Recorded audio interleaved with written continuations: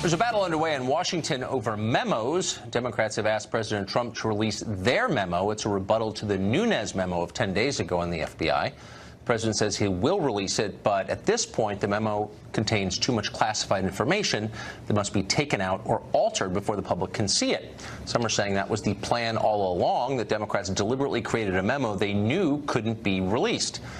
Congressman Eric Swalwell represents the state of California, and he joins us tonight. Congressman, thanks for coming on. Tucker, great to be back after our court-ordered cooling-off period.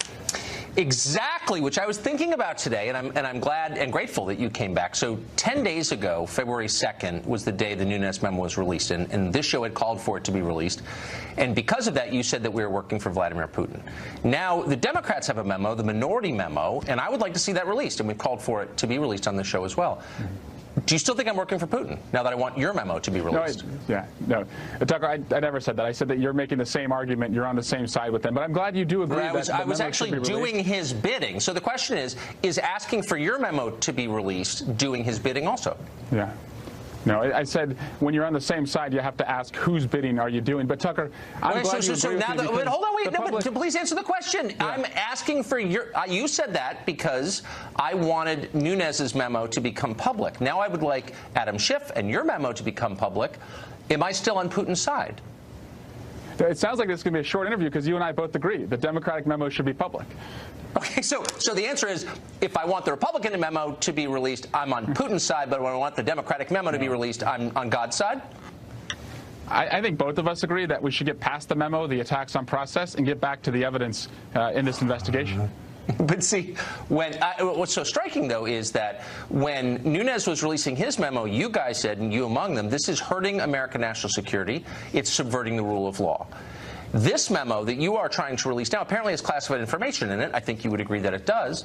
The intelligence agencies say that it does. Why is that not also hurting American national security and subverting the rule of law? Well, we did something, Tucker, that the Republicans weren't willing to do. We asked the Department of Justice to review it. And if there is anything in there that would hurt the rule of law or national security, we would want that redacted. But it seems odd that the president now wants to listen to the FBI when he was willing to release the memo before even hearing from them or even looking at the memo. I just want the memo out there. Wait, as a great respecter of the FBI, and that was the case you've made for months, that anyone who questions the FBI is unpatriotic, and they protect your life even as you sleep, and how dare you question their judgment. Are you questioning their judgment? Wouldn't you want the FBI to hold that memo if they believe it imperils national security? We do, and we're working with them right now to make any redactions necessary, but the way the president has framed this, Tucker, is very suspicious. I want to know if he's pressured them at all to hold back any information from the American people. And I Wait, are you saying the FBI is subject to political pressures? I thought the FBI was above politics. Isn't that the case that you've made night after night on this show? That we shouldn't quote, we shouldn't suggest... Oh, he's already fired the guy who was investigating him. So all of a sudden the FBI is a political tool, but I thought I was immoral for suggesting that 10 days ago, but now you're suggesting it. It's kind of weird. They're not a political tool. Oh, because I thought you just said that. You said they had just been pressured. That's not what I said. Oh, didn't you just say they'd been pressured? No, I want to know if he's pressuring them. He can apply pressure without them being pressured. We should work with them. But again, Tucker, this is all a distraction. It's a charade, actually. We really should be hearing from witnesses because it may surprise you. We haven't heard from a witness in our investigation in over a month now. I agree. And look, I mean, again, just to be totally clear, I think that classification is used to shore up people's power in Washington. I think a lot of things that we should be able to see, we can't because they're classified for no good reason. So I'm very sympathetic to your case. What I'm not sympathetic to is the changing goal line here. So when you do something, it's great, it's in the national interest. When the Republicans do the exact same thing, it's somehow doing the bidding of Vladimir Putin. Do you see what I'm saying? Well, no, Tucker, what I see is the FBI said it would be extraordinarily reckless to release a memo, and the president went ahead and did it anyway. Now they have said they have concerns about ours, and what are we doing? We're working with them. We're not going to the House floor and just reading it recklessly. We're working with them because we still believe in the rule of law and the institutions of the Department of Justice and the FBI. Can I ask a question, think that's the difference here. Why did you send it to the White House? Why didn't you ask the FBI first? I mean, you're part of the Oversight Committee. You could have asked them privately, hey, is there anything in here you think would imperil American national security, before you send it to the White House, but you didn't because you wanted to grandstand about it, obviously, right? No, it's not grandstanding. It's about an attack that occurred on our country, witnesses in this investigation now being given information by the Republicans, and us wanting to follow the rules. God forbid we have a rule of law and a process that's worked for over 200 years. Why didn't you ask the FBI ahead of time? Wait, hold on. Why didn't you run the memo by the FBI before you sent it over to the White House?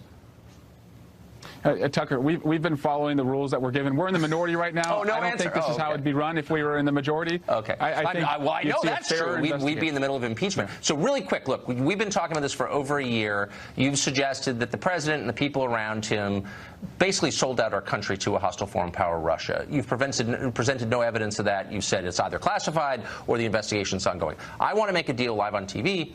If you have any evidence that Trump or anyone around him colluded with Putin to win the election, I'll give you a half an hour of this show live on Fox, big audience, and you can present it. I'll let you present the evidence. I mean that, because this has gone on too long, and I want to know what the evidence is, finally. Fair? Yeah. Yeah, fair, Tucker. But we're not even looking for collusion. That's the problem on our committee. We're attacking the process. We're not interviewing witnesses. If you gave us time to interview witnesses and the subpoena power, I promise you we could tell the country once and for all what happened. It's gone on for over a year. Your deal. If you have any evidence at all of collusion, any, and I don't care how small it is, I will give the floor to you, and I mean that, because I want to wrap this up. I'm sure you do too. Because you're not enjoying it. A lot of my conservative friends would love to see me on your show for a half hour. Congressman, thank you for joining us. I appreciate it. My pleasure.